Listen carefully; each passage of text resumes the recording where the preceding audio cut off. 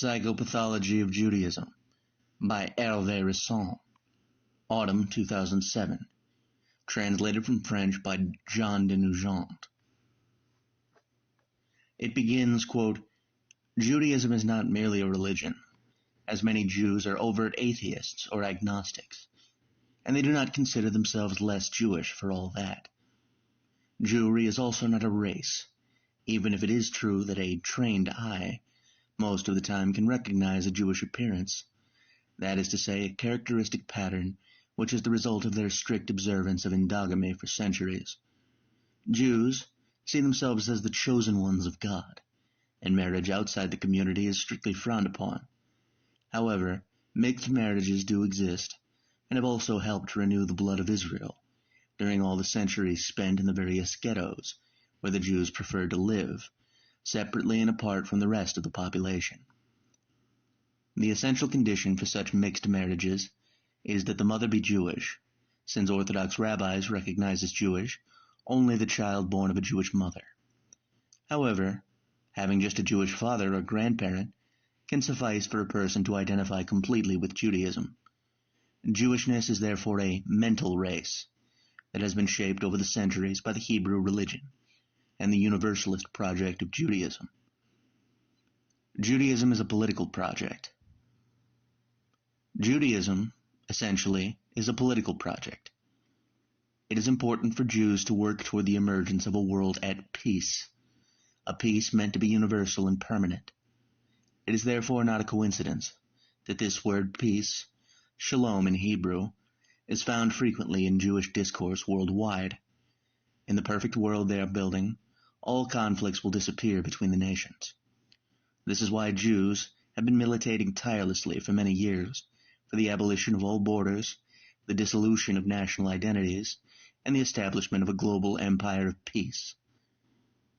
The very existence of separate nations is considered to be responsible for triggering the wars and turmoil, so they must be weakened and eventually replaced by a world government, a one-world government, a new world order, one single world-ruling authority that will permit happiness and prosperity to reign, Jewish style, on earth.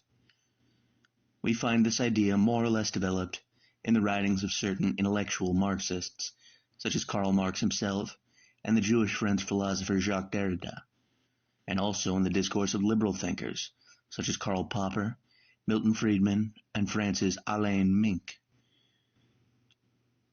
The idea is to unify the world by all means necessary, and to generate cultural conflicts that will weaken nation-states. It is for this one world that intellectual Jews labor tirelessly all over the world.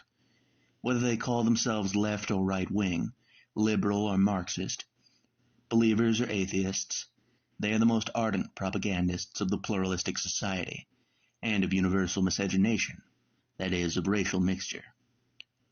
Thus, all their strength, the Jews, basically all the vocal Jews in the world, encourage non-white immigration into every country in which they are located, not only because the multicultural society is their fundamental political aim, but also because the disintegration of national identity in each nation and the massive presence of anti-white immigrants is designed to prevent the original white population from succeeding in any nationalistic outbursts against the Jewish sway over finance, politics, and media.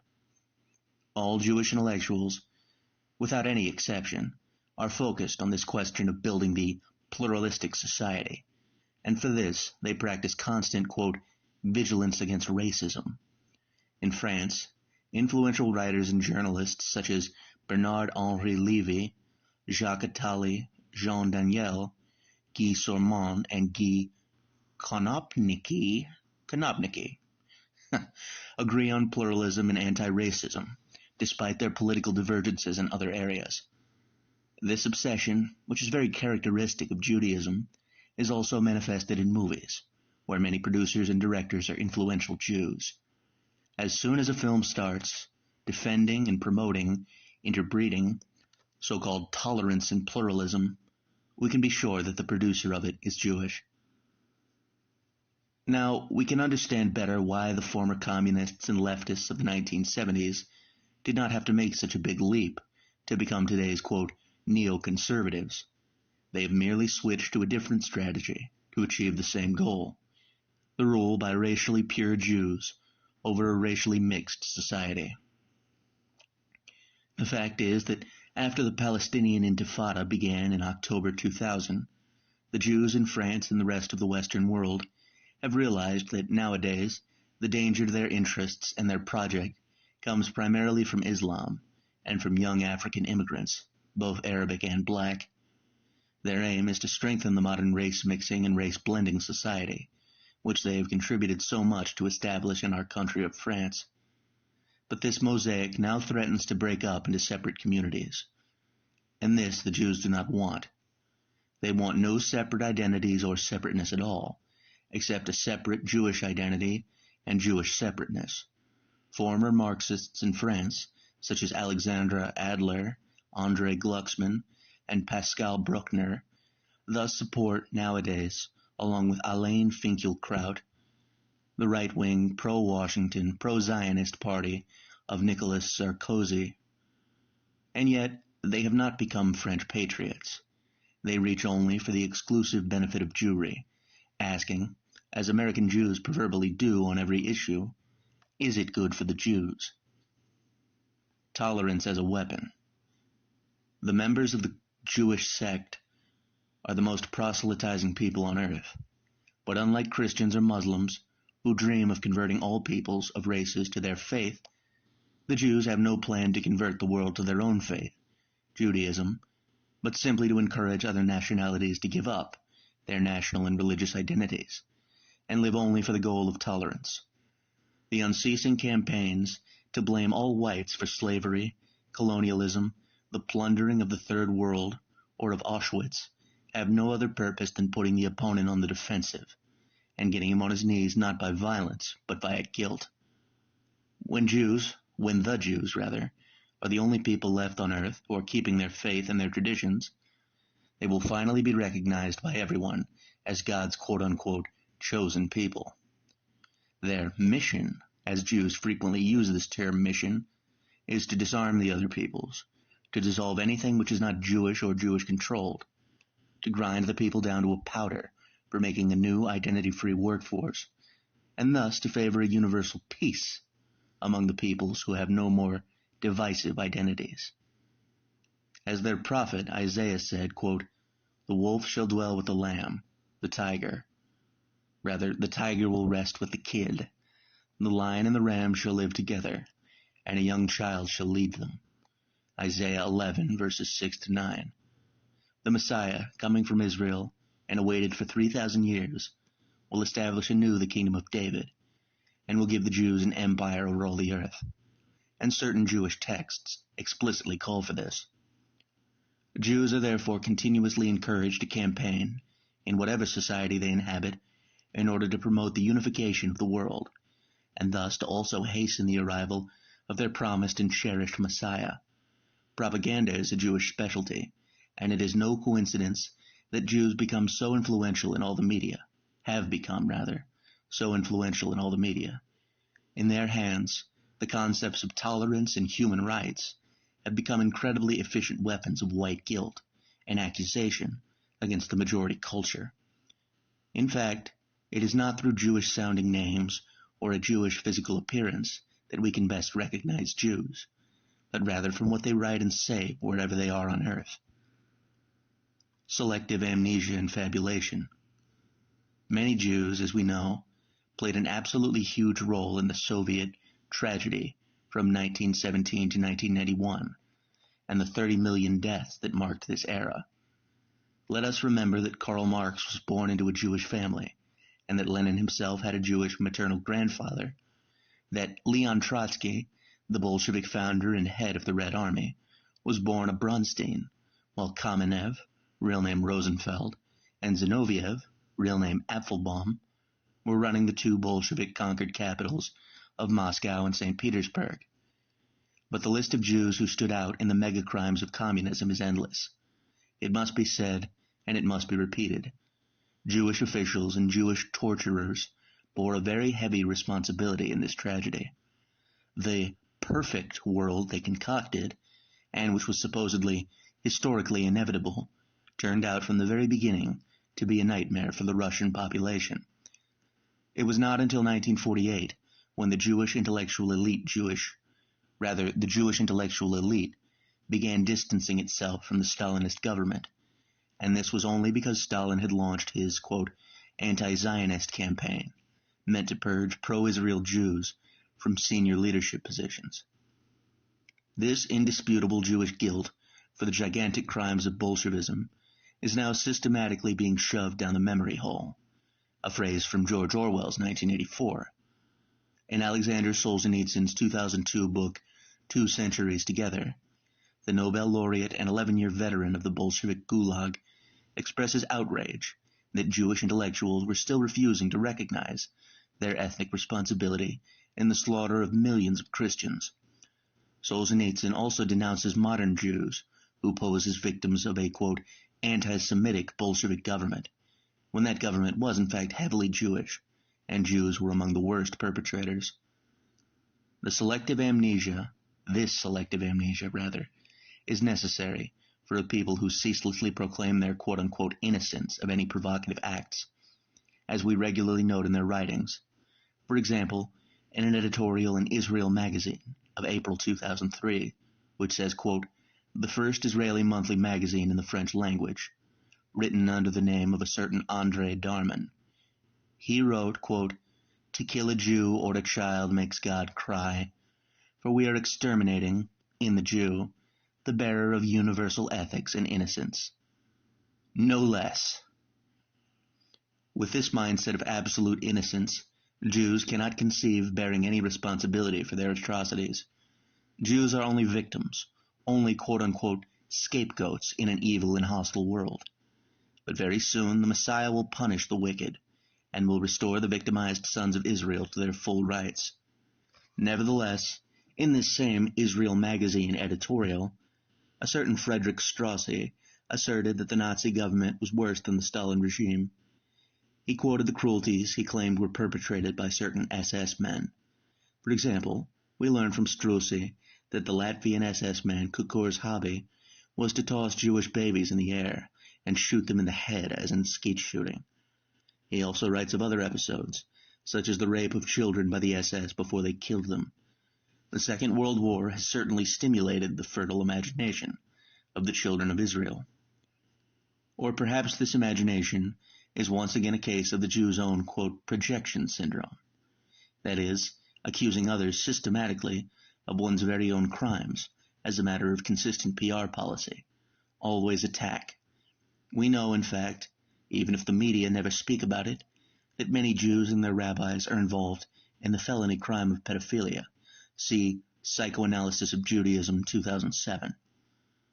And murdering a child would seem to be more a Jewish specialty than a characteristic of the SS mind. The revelations of tenured Professor Ariel Toaf of Bar Ilan University in Israel, the son of the former Grand Rabbi of Rome, and buttressed in February 2007 by his 147-page, heavily footnoted scholarly work Pasqua di Sangue, or Blood Passover, reveals proof of ritual murder among some Ashkenazi Jews, that is, Jews of Eastern European origin. Emotional fragility. We outsiders are thus supposed to understand that the sufferings of the Jews cannot be compared to those of any others. As a consequence, we are supposed to get as indignant as they do when a serious historian such as Stephanie Courtois states, in the preface of his famous Black Book of Communism, quote, the death of a Ukrainian child of Kulak origin, that is, one from the independent farmer class, who is deliberately forced to starve to death by the Stalinist government, is as significant as the death of a Jewish child in the Warsaw Ghetto. These simple words were enough to provoke the ire of Friedrich Strausse, who declares he was, quote, stunned by such an affront. Such a remark, according to him, was despicable and represented a vulgar attack against Israel. Quote, what does this comparison have to do here, he writes. Why do we have to use the slaughter of a Jewish child to transmit this underlying false and hateful rumor that the Jews overshadow all other victims of totalitarianism, and monopolize all the attention on themselves. The author of the article, as we can notice, reacts in an outraged and totally disproportionate way to the modest and certainly justified intentions of the level-headed historian Stéphane Courtois. Struzzi demonstrates here the, quote, great intolerance to the frustration, which are so characteristic of the Jewish intellectual. Such reactions are clearly not normal. We wrote that Israel Magazine is a monthly magazine designed for the Jewish community, and that consequently one can hardly accuse Frederick Struzzi of lying to goyish readers, or hiding from the Golem the true nature of Bolshevism and the supposedly malefic cruelty of the SS. Hiding from the Goyim, rather, the true nature of Bolshevism and the supposedly malefic cruelty of the SS. His discourse here does not correspond to any false dialectic, as anti-Semites claim, but here, in this magazine by and for Jews, he is reflecting, as a Jew among Jews, writing to Jews, the very essence of their soul. Number one, we are always innocent, and number two, Jewish lives are more valuable than those of others. There is an attack on anti-Semitism, or rather an attack anti-Semitism, that stems from a failure to understand the Jewish identity, and only sees deliberate perfidy where there is, in reality, a genuine existential anxiety, one generated by a deep psychological dysfunction. Hysterical people. The Jews have never dared to collectively approach the mirror on their inner lives, represented by Freudian psychoanalysis, a prism through which the Jews claim to see all humanity, but which, at a closer analysis, sheds far more light on the specific neuroses of Judaism. Psychoanalysis, like Marxism, is a, quote, Jewish science, and the product of the Jewish mind. It was therefore logical to wonder how this Freudian discovery corresponds to Jewish specificities. The answer was not initially obvious to the author, and it took the reading and analysis of hundreds of books of all kinds, mostly written by Jews themselves, for him to realize that the searing question of incest stands at the throbbing heart of the Jewish question, and not theoretically either. Jewish mothers do love their sons, as is well known, but outright incest is at the origin of a well-known mental illness, one that especially afflicts Jews, called hysteria. Incest attracted early the attentions of Freud while he was developing his theories. The parallels between Judaism and historical pathology are quite natural. Hysterical pathology, rather. Jewry is well known for these syndromes. He begins, quote, hysteria, depression, introspection, amnesia, manipulation, pathological lying, ambivalent identity, prophetic deception, sexual ambiguity, and so on. Every Jewish symptom is found in hysteria. Freud, as a loyal Jew, merely projected the traits of a specific community onto the rest of mankind. In reality, there is no Oedipus complex, but rather an Israel complex, all Jews together technically being Israel, not just the Near Eastern state. In fact, Jews do not seem to really wish to discuss the topic of incest within their families. On the other hand, all the psychiatrists mention, quote, the hysterical woman, so much wants a child from her father or her doctor that she can persuade herself that she is pregnant by one of them, and thus develops a, quote, nervous or hysterical pregnancy. It is interesting that all Jewish writers use the same term to refer to the coming of their Messiah, namely, the delivery of the Messiah. The whole Jewish community, we must understand, is, quote, the wife of God, the Shekinah of the Kabbalist, who is someday supposed to give birth to the Messiah, and thus the whole of Jewry is indeed suffering from a nervous pregnancy, not unlike that found in nervous, hysterical women. Karl Kraus, the Austrian Jewish journalist who did not agree with Freud, wrote sarcastically, quote, psychoanalysis is the mental illness of which it claims to be the cure. But the right and the best formula can be stated in 10 words. Judaism is the disease that psychoanalysis is meant to cure. The sexual revolution. After Freud, other Jewish thinkers came along who produced a symbiosis between Freudian doctrine and Marxism. Wilhelm Reich and Herbert Marcuse preached sexual revolution in order to break down the patriarchal family and unleash, quote, free sex. Their theories largely inspired the student riots of May '68. The 1970s saw a new wave of Freudo-Marxism, and Jewish women were in the forefront, such as Giselle Halimi and Elizabeth Badinter in France, and Bella Abzug, Betty Friedan, and Gloria Steinem in the USA. As time passed, a series of Jewish-inspired laws appeared, one after the other, designed to dissolve the family. In France, a new Earth-promoted law legalized the contraceptive pill, 1967. Then came the challenge to the authority of the father as the head of the household, 1970. Then divorce by mutual consent, 1974, and the, quote, right to abortion, promoted by so-called Holocaust survivor Simone Weil, 1975. A great wave of movie porn accompanied this liberation from traditional family values. Here, we are compelled to note that Jewish producers and film directors play a very important role in the sex film industry. See my The Jewish Mafia, 400 pages, 2008. Parallel to this, the Freudian concept of bisexuality favored the acceptance of overt gay pride and homosexuality. A war machine against humanity. In fact, the only tangible results of this moral, quote, liberation was the systematic demoralization and criminalization of the white man, who is denounced tirelessly in movies, literature, and history as the cause of all the planet's ills and of the collapse of the West. The appeal of egalitarianism, as intended by Jewry, tends to level all ethnic differences and identities, and brings their slow destruction.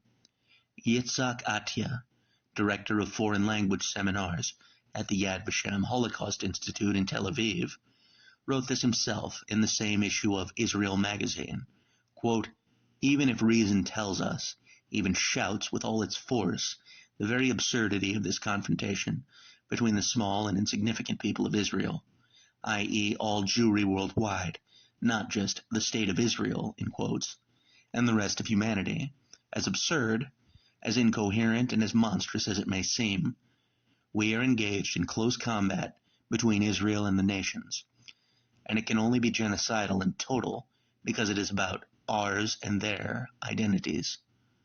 You read it right. Between the Jewish people and the rest of humanity, the struggle can only be, quote, genocidal and total. The so-called peace, which Israel intends to confer, is no more nor less than the genocide, the warrant for the execution of all humanity, except for those allowed to live as cultureless slaves. The neutralization of the devil. The question is whether the aggressiveness of Judaism can be neutralized in order to save humanity from its evils, evils that could prove even more serious than Marxism, such as psychoanalysis and the ideology of globalism. First of all, we must face the facts. Quote, after all these centuries of mutual misunderstanding, the anti-Semitic Christians, the Muslims, and Hitler have all failed to resolve the Jewish question. The fact is that the Jews feed on and grow off the hatred they have engendered among all the peoples of the world. This hatred, it must be said, is vital for their survival and for their spiritual genetics. It has allowed them for many centuries now to close ranks within their community against an external enemy, while other civilizations have disappeared. For their part, the rabbis spare no efforts to keep their gene pool Jewish, and so even a renegade Jew remains a Jew, and therefore it is perfectly useless to attempt to leave the Jewish prison community. Judaism is indeed a prison. Claiming that a Jew cannot ever stop being Jewish works in favor of Jewry's survival. Our mission must be to accommodate these sick among us, because the Jews are not perfidious people as much as they are sick people to be cured. Jews are to be loved individually and sincerely in order to free them from the prison in which they are locked. Only then will they become free from the cult's grip and from the threat they pose to themselves and all humanity. Only then we will become free from this grip, and at the same time they will free themselves from the evil inside them that threatens all mankind. Editor's note: I don't agree with this part, but to each his own. End of text.